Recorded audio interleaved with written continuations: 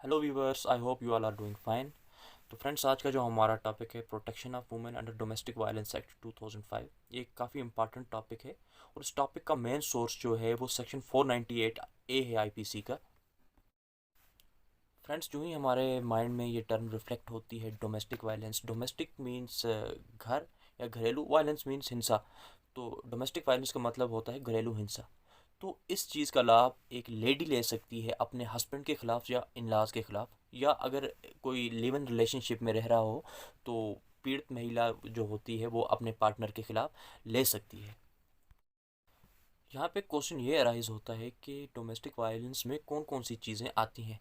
इसमें सबसे पहली चीज़ जो है वो फिज़िकल और सेक्सुअल असॉल्ट। फिज़िकल असॉल्ट का मतलब ये है कि अगर आपके खिलाफ़ आपका पति या आपके इन लॉज जो हैं वो आपके खिलाफ़ मार पिटाई कर रहे हैं, या आपका पति आपकी सहमति के बगैर आपके साथ जो है वो संबंध बनाना चाहता है, या उसकी फैमिली का कोई आदमी आपकी सहमति के बगैर आपके साथ संबंध बनाना चाहता है, वो आ जाता है फिजिकल और सेक्सुअल असॉल्ट में। दूसरा फॉर्म जो है तो होता है डोमेस्टिक वायलेंस का, उसमें आता है इकोनॉमिक और वर्बल फॉर्म ऑफ एब्यूजेस।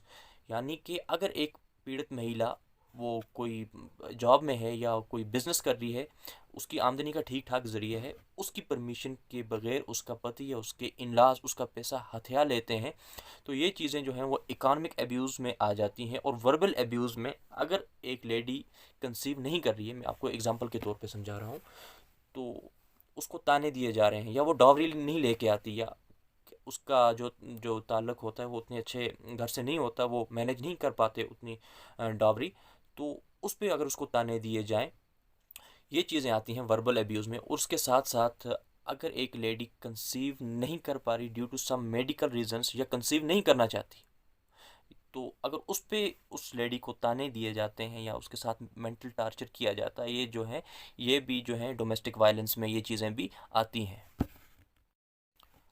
अगर आपके साथ डोमेस्टिक वायलेंस हो रही है तो आपके पास चार ऑप्शंस जो हैं वो अवेलेबल रहते हैं। आप पहले तो पुलिस स्टेशन में जाके कंप्लेंट फाइल कर सकते हैं, नहीं तो आप प्रोटेक्शन ऑफिसर्स के पास जा सकते हैं, वो हर डिस्ट्रिक्ट में अवेलेबल होते हैं। नहीं तो आप सर्विस प्रोवाइडर्स के पास जा सकते हैं। सर्विस प्रोवाइडर्स एक ख़ास तरह की एनजीओज़ होती हैं जो औरतों और बच्चों के मसाइल जो हैं वो उनको उजागर करती हैं। तो जो आपके पास लास्ट ऑप्शन होता है वो आप डायरेक्ट फर्स्ट क्लास मजिस्ट्रेट के पास अपने वकील के ज़रिए एप्लीकेशन जो है वो फाइल कर सकते हैं। तो जब ये सारा मामला कोर्ट रूम तक पहुंचता है, या तो आप डायरेक्ट एप्लीकेशन फ़ाइल करते हैं, या इन एजेंसीज़ के थ्रू जो है ये सारी जो बात है कोर्ट रूम तक पहुंचती है, फिर सेक्शन 15 के अंडर जो है कोर्ट जो है कॉग्निजेंस लेता है। तो पहले फर्स्ट स्टेप में कोर्ट जो है जो रिस्पोंडेंट होता है जिसके खिलाफ आपने केस जो है एप्लीकेशन फ़ाइल की होती है, उसको नोटिस निकालती है कि आप आएँ कोर्ट रूम में अपनी बात सामने रखें। अगर दो तीन अपॉर्चुनिटीज़ देने के बावजूद भी जो है वो अपोजिट पार्टी कोर्ट रूम में अपेयर नहीं होती, तो फिर उनके खिलाफ जो है एक्स पार्टी आर्डर जो है वो कोर्ट दे सकती है, तो जो कोर्ट को सूटेबल लगे अकॉर्डिंग टू द सिचुएशन। अगर कोर्ट के नोटिस के बाद जो है वो रिस्पोंडेंट जो है जिनके खिलाफ आप केस कर रहे हो, तो वो आ जाते हैं कोर्ट रूम में, तो रिटन स्टेटमेंट अपने वकील के ज़रिए से रखते हैं, तो फिर उसके बाद कोर्ट जो है वो मीडिएशन और ये काउंसलिंग का जो है वो एक दौर चलाती है। उसमें ऐसा होता है कि अगर मामला रफा दफा हो सकता है या सुलझ सकता है। अगर उसके बावजूद भी जो है ये बात जो है बनती नहीं है, तो फिर फर्दर प्रोसीडिंग्स जो है वहाँ से शुरू होती हैं। इस एक्ट के सेक्शन 18, 19 और 20 जो है वो प्रोटेक्शन एप्लीकेशंस के साथ डील करते हैं। तो इसमें ऐसा होता है कि कोर्ट जो है ख़ास तरह की प्रोटेक्शन जो है वो विक्टिम जो है लेडी उसको प्रोवाइड की जाती है। ना ही रिस्पोंडेंट खुद और ना ही उसके फैमिली मेम्बर्स जो होते हैं वो किसी किस्म की घरेलू हिंसा जो है वो उस लेडी के ख़िलाफ़ कर सकते हैं।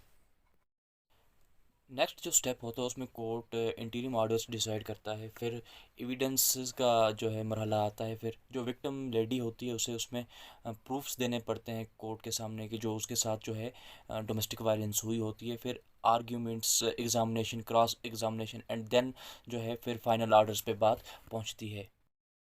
जो आर्डर्स कोर्ट ने पास किए होते हैं, अगर उनकी नॉन कंप्लाइंस होती है, उन्हें माना नहीं जाता, तो वो कंटेम्प्ट ऑफ कोर्ट में जो है वो बात आती है। फिर अगर कोर्ट चाहे तो या हस्बैंड को या इन लॉज को, जो जो विक्टिम लेडी होती है उसके 1 साल तक की जो इम्प्रिजनमेंट कर सकती है, या 20,000 रुपया फाइन, या दोनों, what ever the court deems fit at that particular situation. ये टॉपिक जो है मैंने बड़े शॉर्ट स्पेन में सम अप करने की कोशिश की। अब जो हमारा नेक्स्ट वीडियो होगा, अगर एक लेडी जो है फाल्स डोमेस्टिक वायलेंस का केस कर दे तो उसमें क्या कुछ रेमेडीज़ हो सकती हैं, कैसे बचा जा सकता है, हम डिस्कस करेंगे। ये वीडियो आपको कैसा लगा ये आप कमेंट्स में ज़रूर बताइएगा। लाइक सब्सक्राइब भी कर दीजिएगा ताकि मैं और वीडियोज़ लेके आ सकूँ और आपकी लीगल नॉलेज जो है वो बूस्ट हो सके। तो अगर आप मुझसे कोई कांटेक्ट करना चाहते हैं, किसी भी किस्म की लीगल एडवाइस चाहते हैं, तो आप मुझे मेल कर सकते हैं। मेरा ईमेल एड्रेस है sayyid009@gmail.com, या मैं अपना नंबर जो है वो डिस्क्रिप्शन में छोड़ दूंगा, तो आप कॉल बुक करके भी मुझसे कोई भी लीगल एडवाइस जो है वो ले सकते हैं। Thank you.